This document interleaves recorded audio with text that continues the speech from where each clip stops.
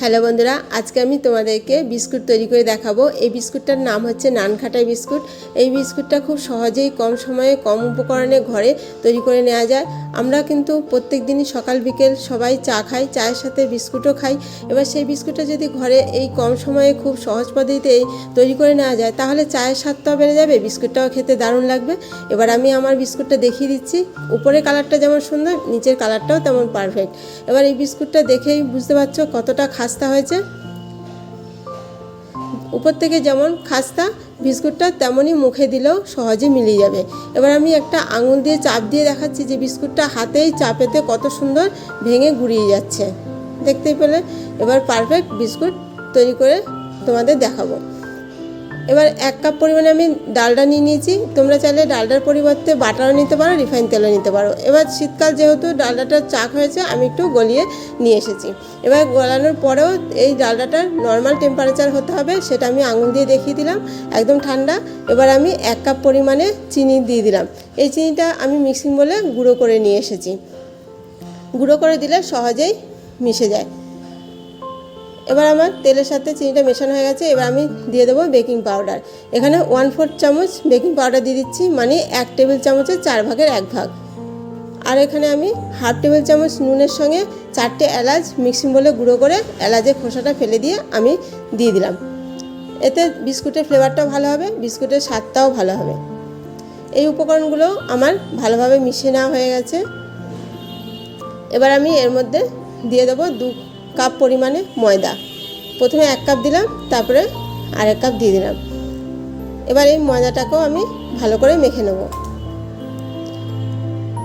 Hand উইক্সের সাহায্যে কিন্তু এই ময়দাটা মাখা যাবে না। আমি এবার হ্যান্ড উইক্সটা তুলে হাত দিয়ে ভালো করে মেখে নেব। এবার হ্যান্ড উইক্সটা ছাড়িয়ে রেখে দিলাম। এখানে আমি 1 কাপ ডালডা, এখানে 200 গ্রাম ডালডা ছিল। 200 গ্রাম ডালডাটা কিন্তু হবে না।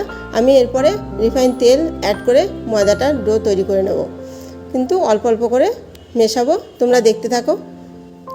এখানে ময়দাটা আমার মাখা হয়ে গেছে, একটু শুকনো লাগছে, তাই আমি আরও 2 চামচ পরিমাণে রিফাইন তেল দিয়ে দিচ্ছি।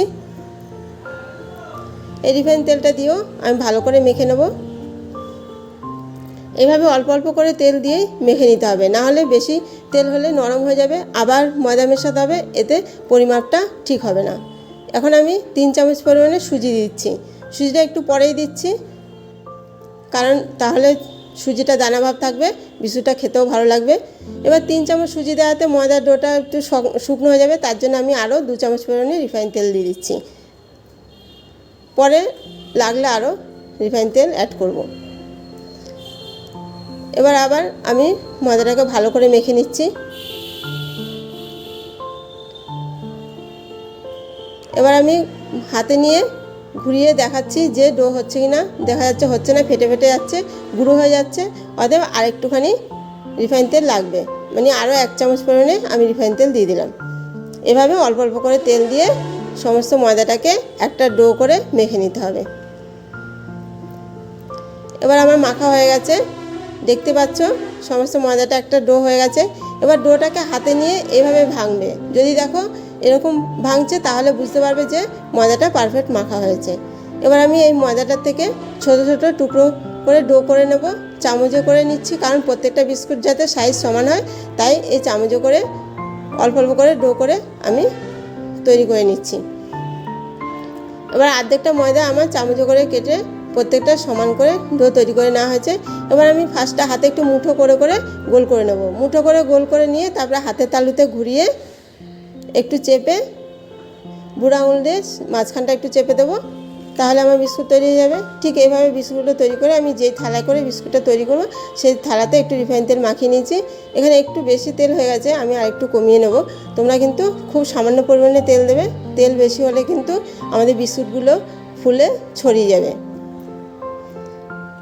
এভাবে হাতে একটু মুঠো করে নিয়ে গোল করে তারপরে হাতে ঘুরিয়ে গোল করে বুড়ো আঙুল দিয়ে চেপে বিস্কুটগুলো তৈরি করে নিতে পারো। তোমরা চাইলে আরও চৌকো করেও করতে পারো, আবার লম্বা করেও করতে পারো, যার যেরকম ইচ্ছে সে সেরকমভাবে বিস্কুটগুলো বানিয়ে নিতে পারো। এভাবে আমার সমস্ত বিস্কুটগুলো বানিয়ে নেওয়া হয়ে গেছে। এর উপরে আমি কিশমিশ দিয়ে দেবো, তোমরা চাইলে বাদামও দিতে পারো। কিশমিশগুলোকে আমি মাঝখান দিয়ে ফালি দিয়ে টুকরো করে নিয়ে এসেছি। এবার একটা একটা করে বিস্কুটের মাঝে বসিয়ে দিচ্ছি, এতে বিস্কুটগুলো দেখতে সুন্দর লাগবে। এই কিশমিশ তোমরা নাও দিতে পারো, হাতে গোল করে চেপেই বিস্কুট তৈরি করে ফেলতে পারো, এটা তোমাদের ইচ্ছা।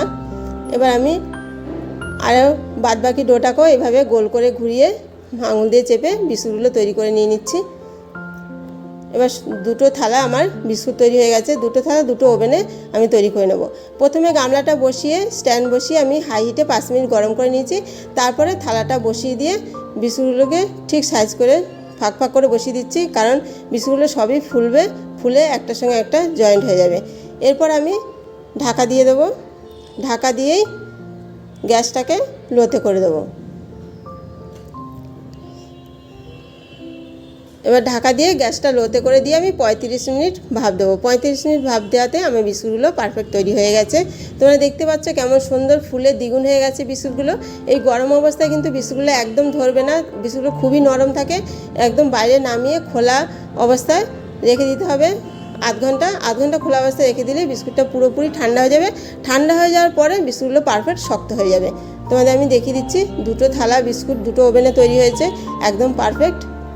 আর কতটা শক্ত হয়েছে এখন আমি তোমাদের তুলে দেখিয়ে দেবো। কেমন সুন্দর লাগছে বিস্কুটগুলো দেখতে। এবার আমি একটা ছুরি দিয়ে নিচ থেকে আলগা করে বিস্কুটগুলো তুলে নিচ্ছি। তোমরা চাইলে তেল লাগানোর পরে বাটার পেপারও থালা দিয়ে তারপরে বিস্কুটগুলো দিতে পারো, তাতেও বিস্কুটগুলো ভালো তোলা যাবে। এবার ছুরি দিয়ে প্রত্যেকটা বিস্কুটটি তুলে আমি পেছনটা দেখিয়ে দিচ্ছি তোমাদের কেমন সুন্দর তৈরি হয়েছে। নিচটাও একদম পারফেক্ট কালার হয়েছে, উপরটা সাদা ধবধবে হয়েছে। তোমরা কিন্তু এই সাদা ধবধবে বিস্কুট যদি তৈরি করতে চাও তাহলে অবশ্যই বাটার দিয়ে তৈরি করবে, বাটারও দেওয়া যাবে, আবার ডালডা দিয়ে তৈরি করলে আরও বেশি সাদা হবে।